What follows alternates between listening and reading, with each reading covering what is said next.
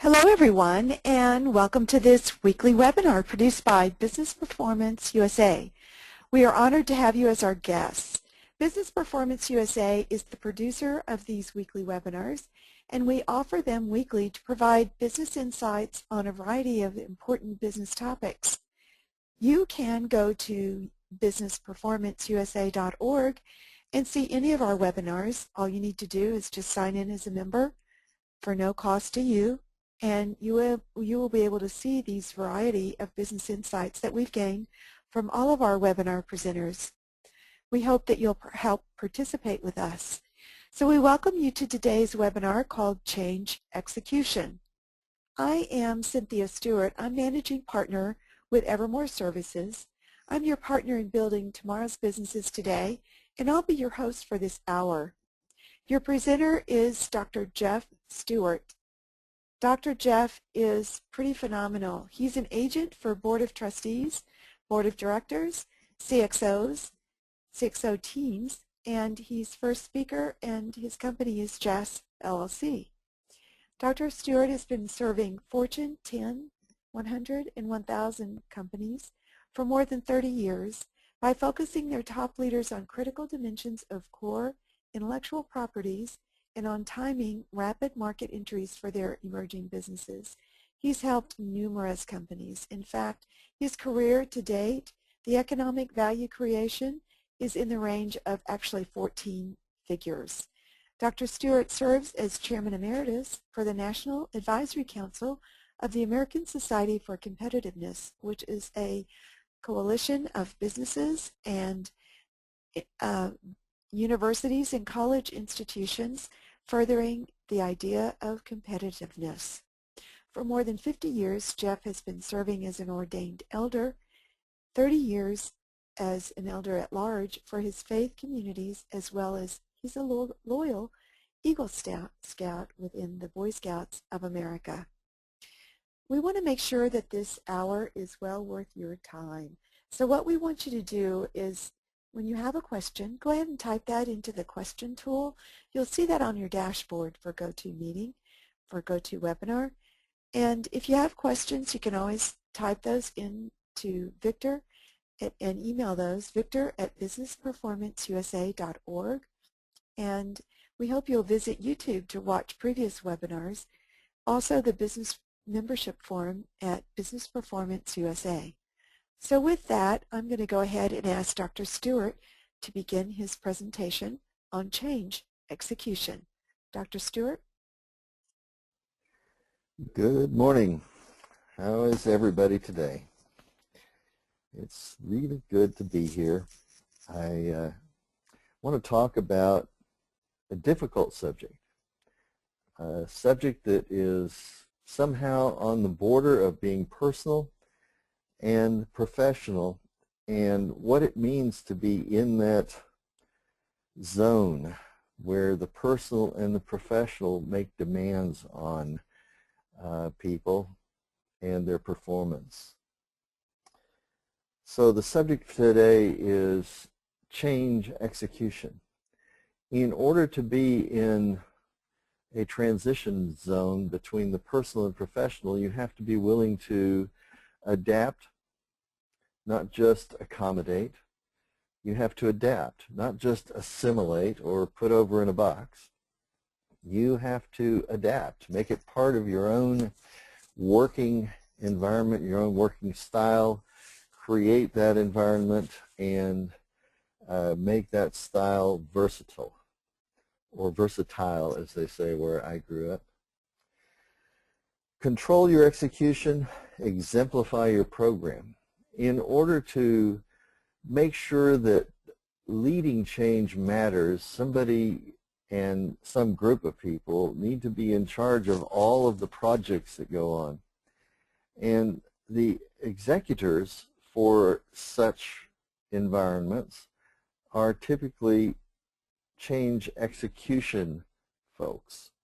They run program management offices. So let's get a little vocabulary clear.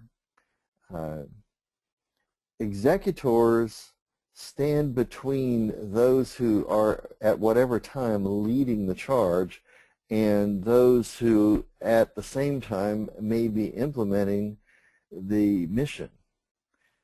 Executors have to exemplify.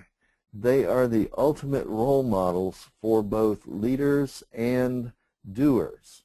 They are the folks who take projects and weave them together into something that creates a message that outlives any performance and carries forward as value. They take multiple projects, in other words, and weave them together into programs. Something that goes forward with value in the creation process.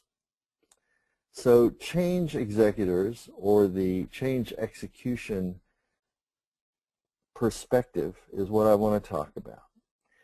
Now, this all may have sounded sort of wordy and confusing, so I'd like to ask right off, are there any questions just on the housekeeping, the language? Jeff, this is Victor Dominguez here. Welcome, Hi. everybody. We have no questions recorded at this time, but okay. Then we go on and move the slide, unless you have a question of your own. Nope, all good. Here's what the thing boils down to. Execution drives business into coherence with the mission of your enterprise, your undertaking. And in this context, we tend to look at mission as dominant and execution and the business plan as being on the same level of activity.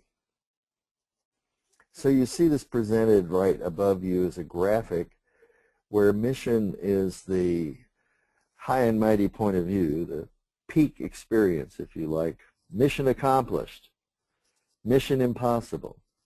And those who execute are the ones who say, you can choose to accept this mission or not. And those who carry it out are the Tom Cruises of the world who get battered in all of the chase scenes. So the executives basically have to face up to both the uses and the abuses in the present moment. And what do they come from? They come from the ambiguity of their role. On the one hand, they prep leadership for success, and on the other hand, they encourage and nurture and control the implementation or the doing so that ambiguities are resolved and we know when we're done and we have done it well. Executives who change things then have to face up. They have to keep themselves in front of things going well and face up to things that aren't going well. And as a result, they tend to be masters of clarity because ambiguity becomes their enemy. Can we change the slide, Victor, unless there's a philosophical matter? No, other than ambiguity is, from my experience, the root of many, many problems that exist in poor execution, in problems and mistakes and lost time and wasted resources, and it is at the root of poor communications. So are you saying then that the leadership of the executive must consistently root out ambiguity and be clear in their intent, and thus pave the way for better execution? Yeah, what I'm saying is that executives who change things have to keep leadership constantly ready for a shift in the landscape, both on the doing and in the business environment. They have to keep them to the point where their visions are coherent in the moment of funding decisions, in the moment of evaluations and continuance of finance, in the moment of shareholder value communications or stakeholder complaints, in the moment of employee engagement or even disengagement if for some reason a doer in a team is compromised in the middle of a project. So the executive, the change executive, lives with ambiguity day in and day out. They serve as an example to everybody of how to program constructive changes in businesses. They have to be supremely logical on the one hand and very practical on the other. And as you know, logic doesn't always conform to practice. So that means controlling extraneous variables. They have to be able to get to the things that intervene and distract. They have to continue to experiment on some form or structure with how to get things done better, with enabling people and implementing all the adjustments that come along the way between plan and actual. What's more is they don't only have to do it for projects, they have to do it for multiple project plans. So they have to be able to live in the world where plan and actual are very often different. As a result, ambiguity surfaces. There are two sides to almost everything that they have to handle. They have to be not only persistent and patient, but they have to be incredibly perseverant. They have to be able to make decisions that will see everyone through the process and see everyone out who can't make it through the process. Tough stuff. So let's move on a little bit. You'll notice, by the way, that I've moved mission into a linear relationship now with execution, since I've made the sort of dominance relationship clear. And I'm really focusing now in on the role of change execution itself, where mission moves and attaches itself to business, and business moves and reconnects with mission on a regular basis. Reducing program ambiguities, then, in the present moment is the real big idea. You know, there's always got to be some ambiguity, but you can't have everything flying at you at the same time, or you lose the ability to even focus. So knowing where and when to focus and whom to focus and how is critical for the change executive. Ambiguities are also the source of new ideas, new actions, of problems that you didn't imagine would exist, so that you don't even know what to imagine about solutions. So to some degree, ambiguity is always there. You can't eliminate it. What you want to do is reduce it. Let me give you an example. I go to a 4th of July picnic, and you know, I eat a lot of food I shouldn't have, and I pick up 2 or 3 pounds in the middle of the thinnest part of the summer, and the next thing I want to do is reduce that. Well, my ambiguity about what was good for me and not caused me to put on some excess pounds. Now I have to achieve clarity and determine what was the value of having done that, and if there was a value from a social or an economic point of view, then I need to still go ahead and reduce that excess poundage. So as complex as that may sound, it's in the border of personal and professional, as I mentioned in the very beginning, and I may have paid a small personal price to have made a professional gain. What I certainly don't want to have done is gotten hit with a fastball in the head when I was playing baseball at the picnic and end up incapable of professional action after the picnic. Or worse yet, perhaps enjoying the beer in the hot summer sun and not being so able to think clearly on Monday morning when I got back. The point is that personal-professional interface is as much a part of the change executive's view as all of the details of multiple projects leading into a plan, because in fact, high-performance teams are people who know each other not just explicitly, but implicitly. They know each other's habit patterns, they know each other's personal desires and drives, and we constantly have to shape and discipline each other so that the projects remain contributors to programs that control the destiny of a larger outlook. So it puts the focus, in essence, on organizing multiple disciplines through the efforts of high-performing teams. Organizing is the key. You know, how many people understand that to organize is not an obsessive-compulsive disorder? How many people really understand that there is an ability to possess a constructive order called a culture?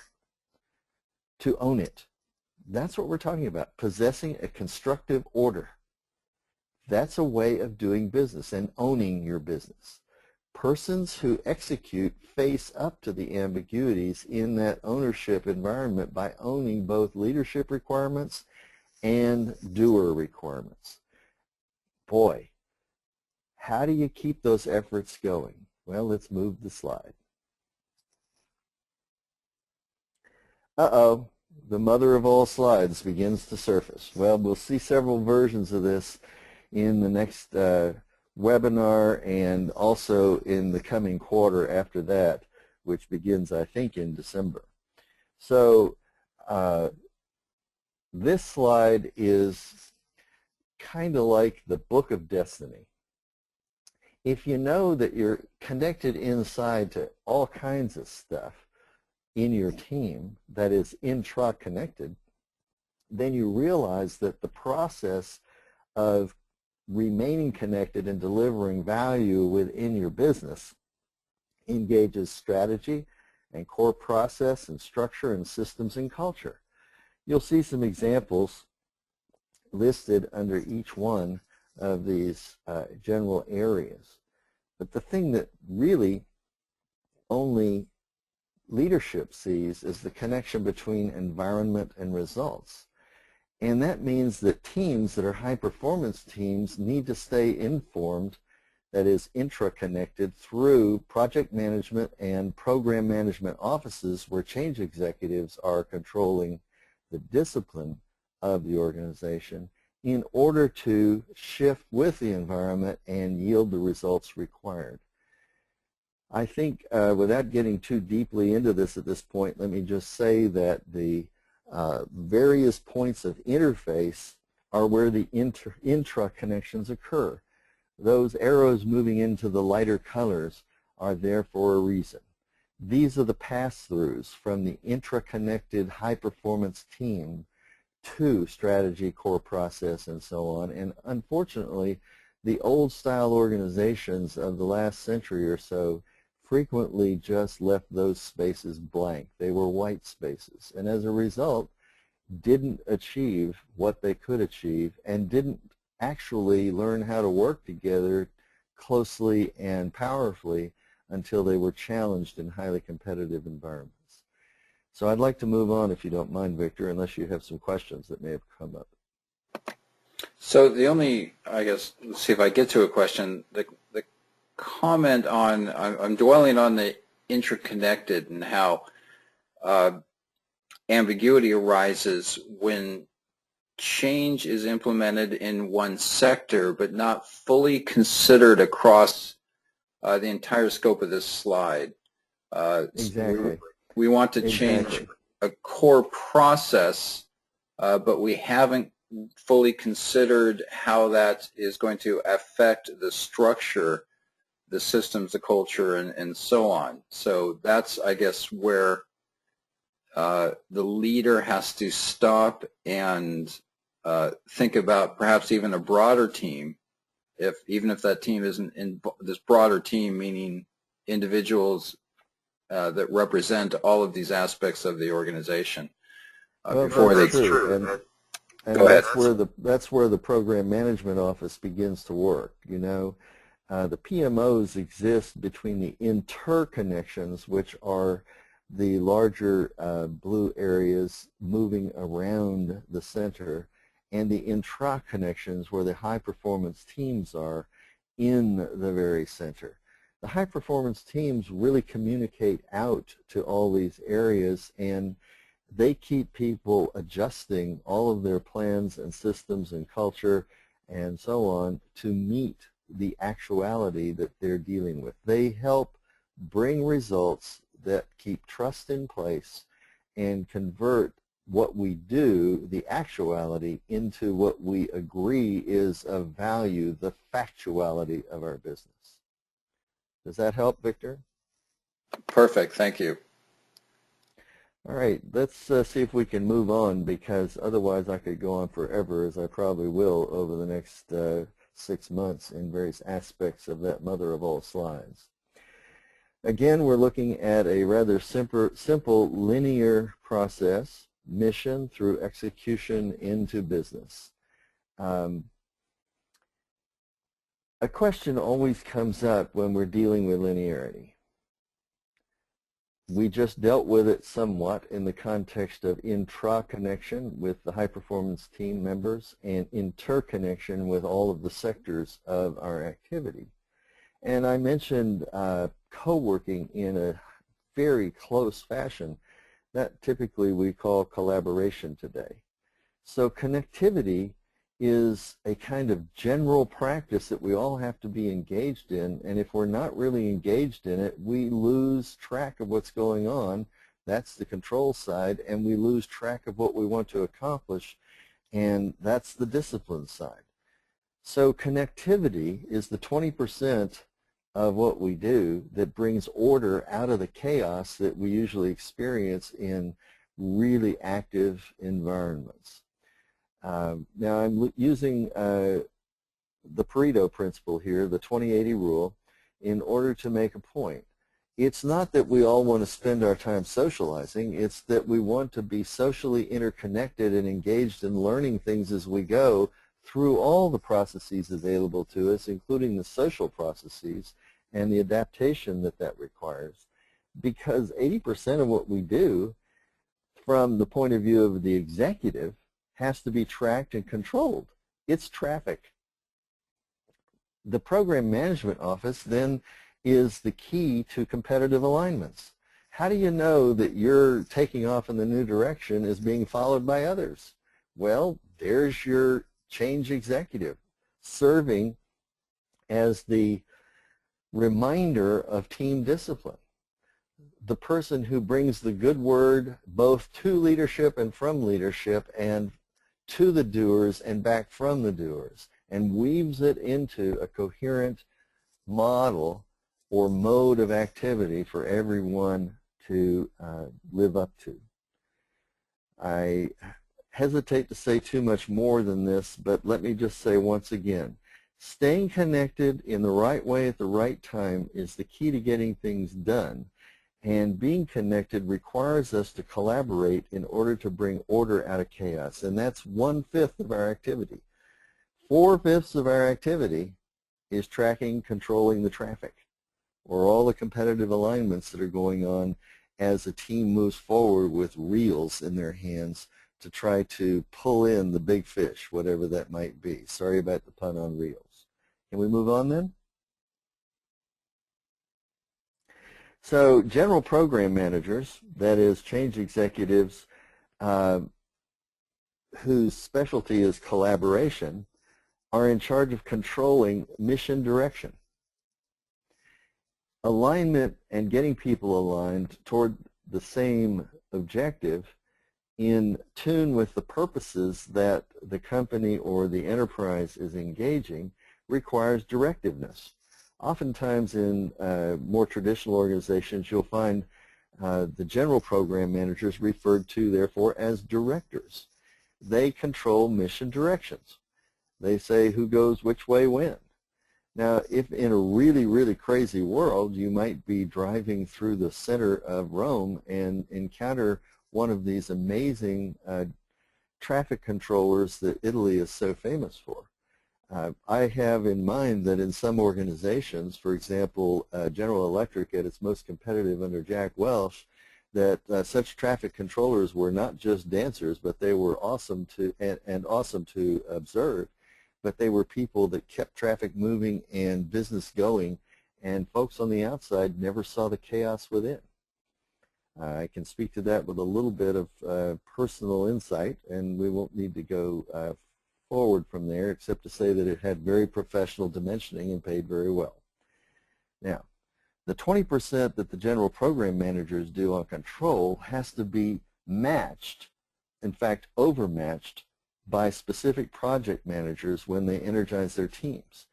Each project manager is in fact a disciplinarian. They take work and put it into their team environment in order to act out what otherwise remains only potential in human context. That's called actualizing human potential. Specific program managers are able, therefore, to shift leadership roles with others as need be in order to weave and cross-weave the various aspects of projects and their outcomes into long-term real value.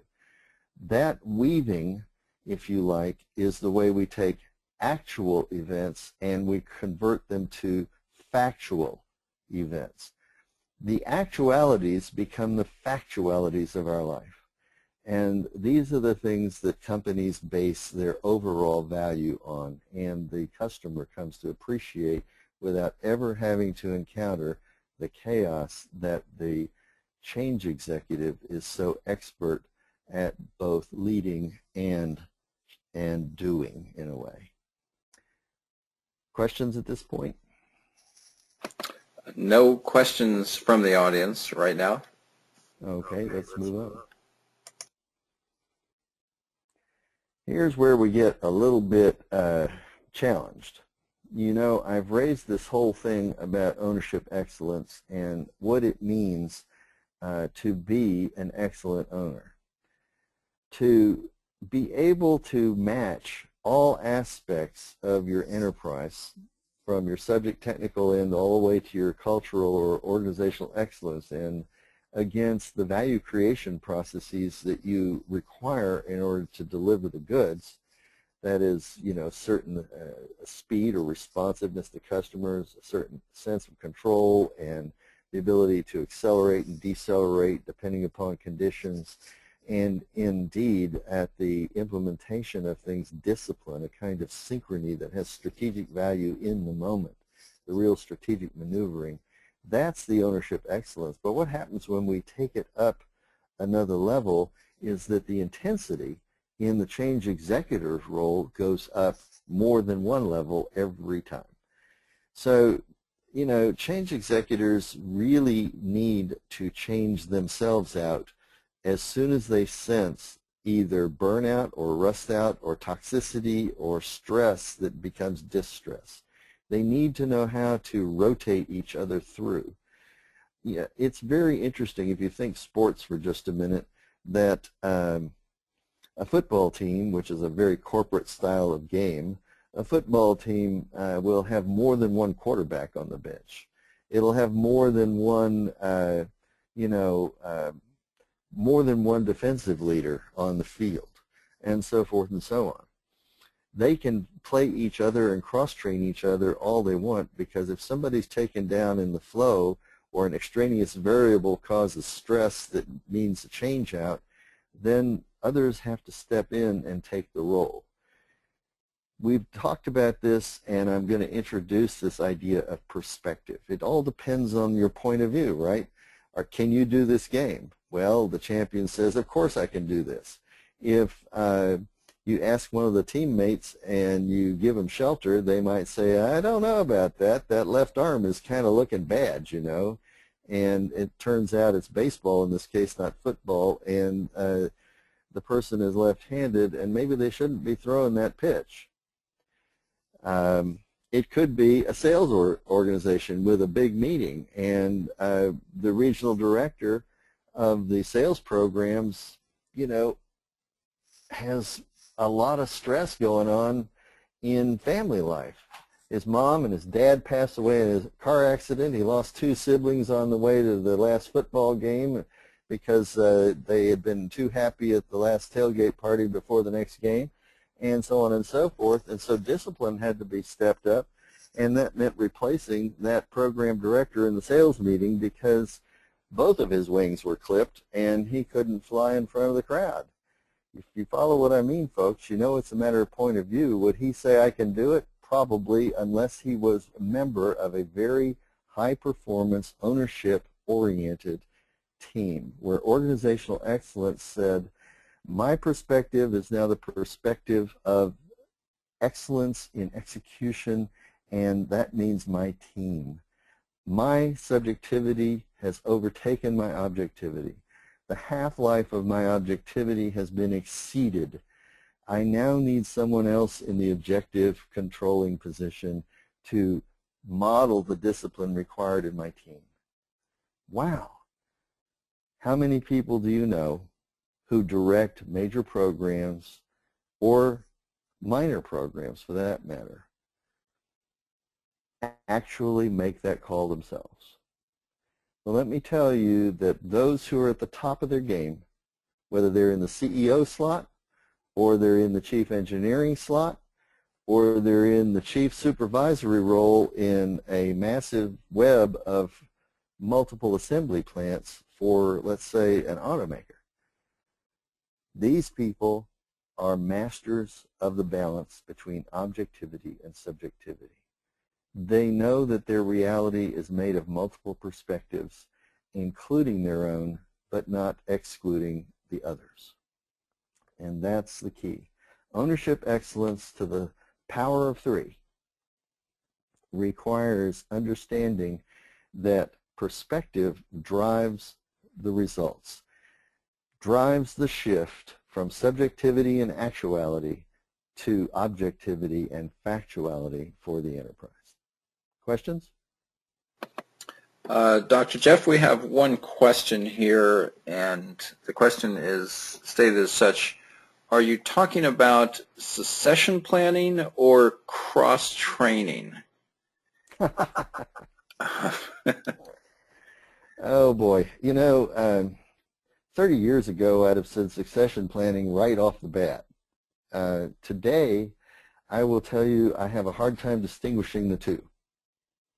I think that succession planning has to be on the dime, not on the dollar. That is to say, we make our most gains by implementing changes quickly and doing that at the lowest cost so that we can learn at the lowest cost. See, changes require us to make mistakes, and if we do them rapidly at a low cost and don't repeat them, then it costs us less in the long run to make the bigger gains, and we make bigger gains faster. So those who are interested in succession need to be interested in the procession of our business, the processes, the succession of seconds, minutes, hours, and so on, all the way up to years, that we have to retain objectivity both in the execution as well as the leadership and the implementation, which we'll come to next month. So go ahead, Victor. If I can add to this, because it's triggering questions myself, I suppose the difference, when I think of a succession plan, you have a leader that you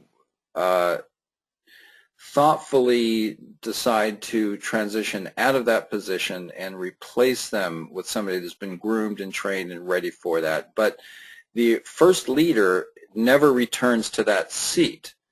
Yet I almost hear you saying that what you're seeking is more of a flexibility, that you revolve leaders through that seat, and that one may be there, this year, they may be out of that position for 6 months or another year, but then come back.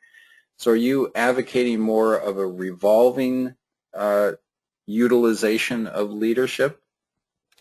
That's a really interesting choice of words.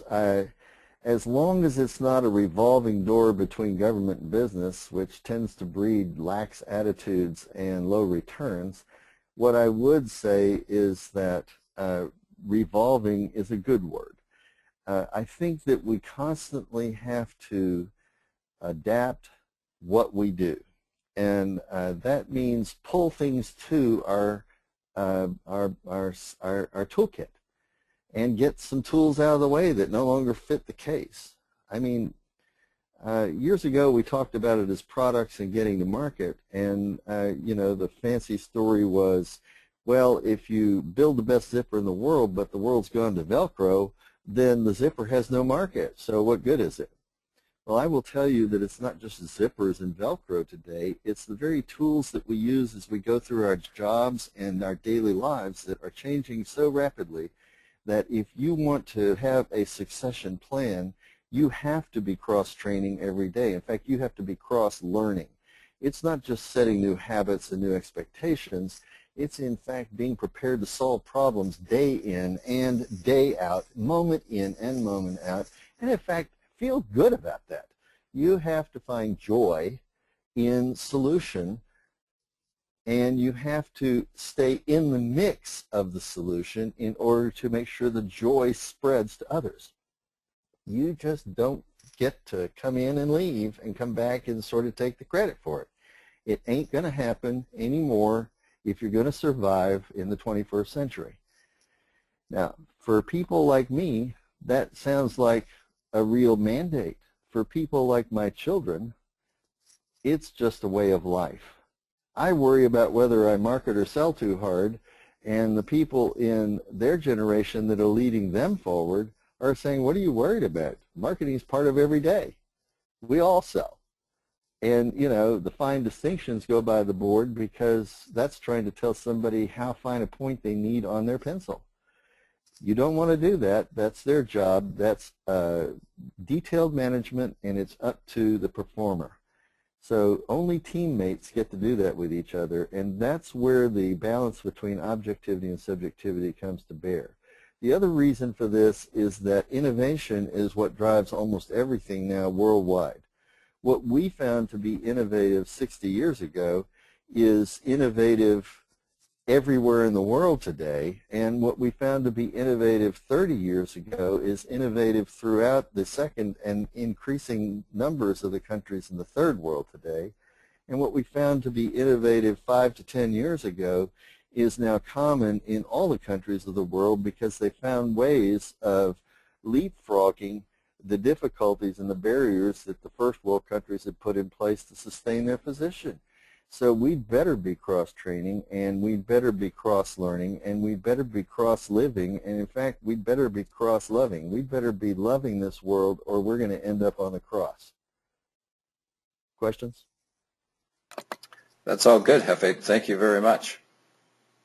No questions right now. Okay. Can we move on? So the half-life of objectivity, you can tell by what I've said, is in my perhaps not so humble opinion, a culturally dependent variable. Now, I don't mean to come off as arrogant. It's just that, you know, after the corporate and the small business experience I've had, much less coaching the executives and catalyzing the changes, the half-life of objectivity turns out to be the thing that makes a culture excellent or not. The ability to balance subjective and objective views is the only way you can aptly control out extraneous variables and identify what secondary variables to use when the only independent variable is time. Change executives are the ones who prolong, who get more time for our objectivity to gain and contribute and create economic value. And they do it through high-performance teams. So the implication of what I've said is that leadership is not on the summit anymore. Leadership is in the flow. Leadership is a matter of high-performance teaming. And every member of a high-performance team gets to lead. In fact, gets the lead when it becomes appropriate or apt for them to act. Questions? No questions right now, Dr. Jeff. Thank you. And we take the next slide. So change executives then have a very challenging job. That big diamond in the middle called execution is where we focus strategic ownership. We focus it among the various project teams that are out there doing what we need to get done by facing up to ambiguities. And because ambiguity is another word for luck, remember you have good and bad luck, It's the uses and the abuses of ambiguity. Some people camouflage themselves and go intentionally ambiguous when they should be clear as day. You know, some people use ambiguity in an abusive fashion. I'm sorry about the way the words in English play against each other here, but in point of fact, the way those words play are about the ambiguities themselves.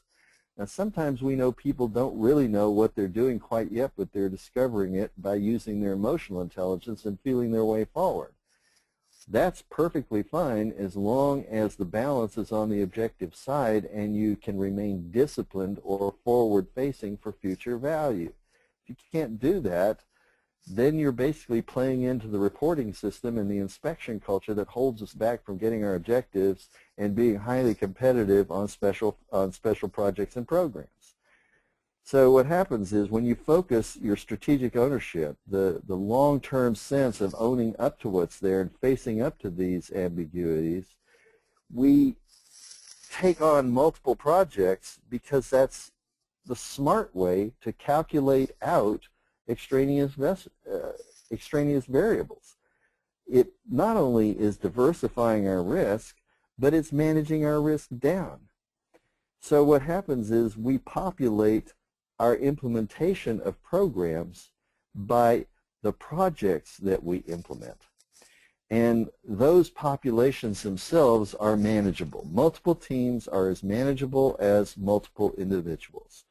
Change executives have become expert at that, and expert at that both on the mission side and on the business side. Questions? Not right now, Dr. Jeff. Thank you. Can we move on then?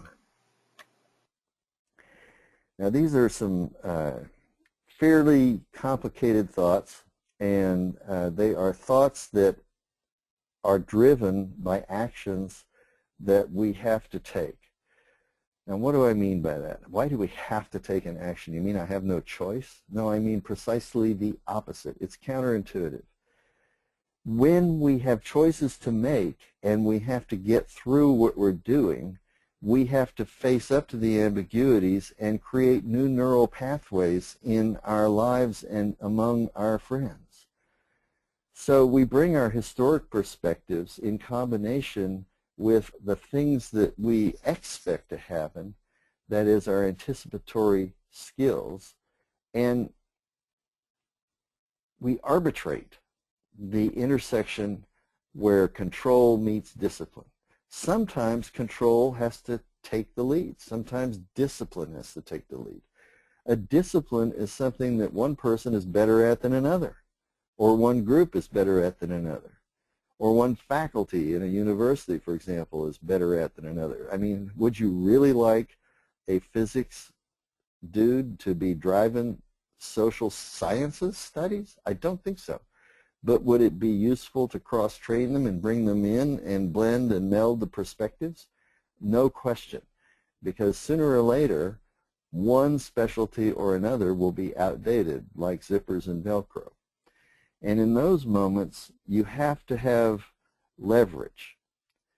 You have to be able to take one point of view and balance it on another as need be, left or right or center, and implement through teams to extend the neural systems of your enterprise, of the things that you're doing. You know, people like to think that that's just a metaphor, but I say it's not just a metaphor, it is just that it is a metaphor. If it were not a good metaphor, there wouldn't be a story to be told from it, and there would be no justice at the end of our neural systems. I want to know that what I did was right, not just that it did somebody well. So if I did it right and it did somebody well, then it's just. It is an enterprising neural system that has social learning and social components and has certain responsibilities attached to my ability to respond to my customers and my teammates. So in the present moment, those executives who change things keep ideal internal client care focused. They keep it focused. They are the lenses of the complex astronomical instrument of enterprise character. They are the people who bring ideal internal client care into our lives as actual cultural values and also as factual, real values. Those things we represent in the broader culture with legal tender of one kind or another, sometimes called currency, sometimes called credit, sometimes called asset. Lots of different words for the financial aspects of this, but the thing to understand is that those aspects, operational, financial, and so on, are all attached to the adaptive capacity of the human realizing potential in the present moment. And it's the change executive who keeps that caring relationship among teammates focused for two things: control and discipline, and as a result, balanced in the direction of growth. Can we change? Dr. Jeff, we do have one question. The question is very straightforward. What do you mean by neural systems? Oh, well, that's pretty interesting. Again, people tend to want to take this as a metaphor. Well, yeah, we all have nerves, a nervous system, and therefore the nervous system is kind of a picture or analogy that we use to explain what goes on in an organization. No. Let me tell you, the only useful metaphor is a metaphor that can be tested literally as well as morally, as well as allegorically, that is transformationally, and even spiritually or anagogically, that is relationally over long times. So a neural system is where people's physical reality as neurally active beings engages across non-human environments, not only those that we create, our fictions, like our alternative identities and our DBAs, our corporate names and titles, but in fact, in the very act of creating something somebody else would like to have, or of asking somebody for something that you don't have and they do. It's a matter of how much nerve you've got. You know, we say that so often and we don't really pay attention to that. If you look very, very closely, I have listened to this gentleman, John Carnegie, and how he presents his idea of neural learning in environments, adaptive learning environments. And he'll point out that when people adapt, their eyes dilate. And that's because they're now emotionally engaged. Well, as a person who has a clinical backdrop in there somewhere in his ancient history, I'll tell you it's not only that, it's when we tap the hardwired aspects of our system. You can bring daydreams into your life simply with a simple physical technique, a relaxation response technique that's hardwired into the system. It doesn't take mysticism to do it. You know, you don't have to have hidden agendas. It doesn't have to be hidden from you. There needs to be no con. There only needs to be moving your eyes in a certain way relative to the frame of your body and the environment in which you're sitting or working. You know, it's simple as that. There are neural systems in each human being that relate to the neural systems in other human beings through our extended versions of those neural systems with computers and departments and resources and procedures and everything else. Years ago, general systems studies used to say there were many, many levels of interconnected systems and defined them all, but today's world has taken us one step deeper into the actual value of life. We now know that those definitions of general systems are highly competitive and specialized in their purposes, and they intersect and interact in reality like a handshake over a contract. You can call that mysticism if you want, but only if you don't listen carefully to my intent in using these words. My intent is to say that when you reach out for any touch to any person inside an organization or in a market or outside your own culture, then you have engaged an enterprising neural system. Does that help? Thank you, Dr. Jeff. Appreciate that. Okay, let's take the, I think this is the last one, isn't it? I'd have to check. So, anyway, executives who do face up to uses and abusive ambiguities are special. They practice exchanging their own expectations for program outcomes on both sides of the ambiguity environment. They are experts at a very special kind of practice because they exemplify the programs themselves by extending ownership excellence through the neural systems of their teams of coworkers. Now, I've called these competitive teams because every team has a special purpose. Even though it teams up and operates in a general purpose fashion together, they each serve many roles. In other words, they have a special purpose. We're weighted toward the future. We're weighted through discipline toward an improved human prospect, for example. The executives who change things face up to their own personal and professional issues when they have to exemplify both sets of values. Such people are unique. There are very few who are true catalysts who don't get changed in the process, and there are very many who are good at it but who do get toxified. That is to say, they find themselves locking down or locking up or dying off or rusting out or getting burnt out by the jobs they're in.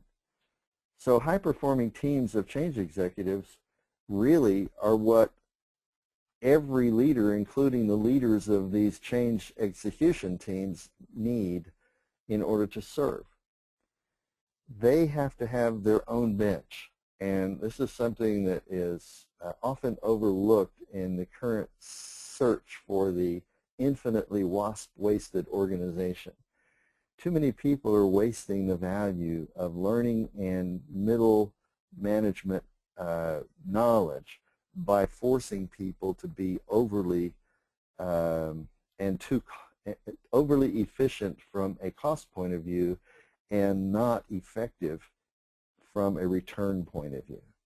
As a result, we get highly efficient, and the only returns that we can book are those that are paper returns based upon leverage perspectives in the paper world, not in the real world of deliverables. So high-performing teams of change executives are what every change leader, that is to say someone who aspires to lead everyone for ownership excellence, aspires to serve. If you're a change leader, as I talked about in the last webinar, what you need to aspire to is serving multiple teams of change executives in order to give yourself a full depth of bench throughout your organization. In the ancient days, we called that to be first among the equals, but in all cases, knowing that you're only equal to whoever's first at the time. That's today's difference. Questions? No questions at this time. All right, where are we at? I think I'm about done. Yeah, pretty much. Thank you, Dr. Jeff. All right, well, let me just invite people to come to change implementation and let you take it from here. Okay.